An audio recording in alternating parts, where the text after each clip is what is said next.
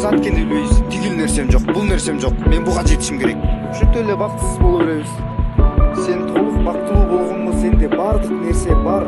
Мени карачы, менин колум жок, бутум жок болсо дагы мен бактылуу адаммын. Силердин колуңар бар, бутуңар бар, ден соолугуңар бар. Анда дагы менчелик бактылуу эмессиңер. Бактылуу болуу үчүн жашооңу жаратканга ыраазы болуш керек экен. Кичинекей кезимде мага ушундай жаман ойлор келчү. Менин колум бутум жок. Эмнеге мен ушундай болуп жаралып калдым? Мага эч ким тийбейт. Мен кантип үйлөнөм деп. Мага ким тиймегиле. Эгер мен аялымды колума көтөрүп, аны кучактай албасам, көрсө бул ойлордун баары жашооңо нааразы болгондо келет экен. Көрсө андай эмес экен да. Мен жашоону сүйөм, ушунчалык сүйөм. Менден адамдар таң калып сурашат.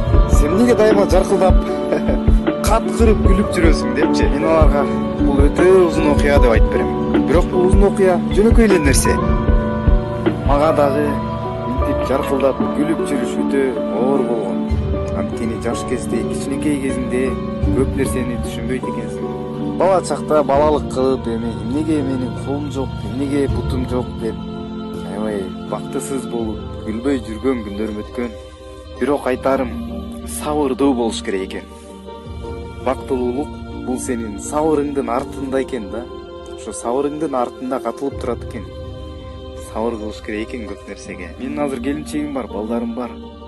Мен алардын колун кармай албасам дагы, мен алардын жүрөгүн кармай алам. Сенин колуңдан бардык нерсе келет. Бардык нерсе келет сенин колуңдан. Мен бир нерсени жасай албайм, бул нерсе менин колуман келбейт деп эч качан ойлобогун. Сенин колуңан баары келет. Баары келет.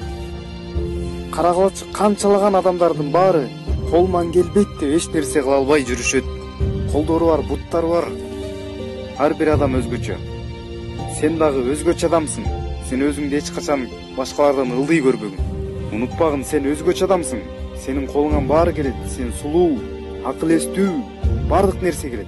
Ой, мендей болсоң да бир жөн ай. Ой, керек болсо менин колуман баары келет.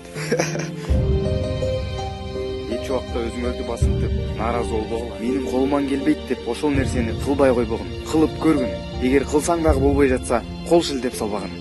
Аны кайра кыла бергин. Бардыгы сабырдуулук менен болот. Бактылуулук, ийгилик деген ошол кыйынчылыктын артында. Сабырдуулук менен гана жетесиң. Эч качан капаланба.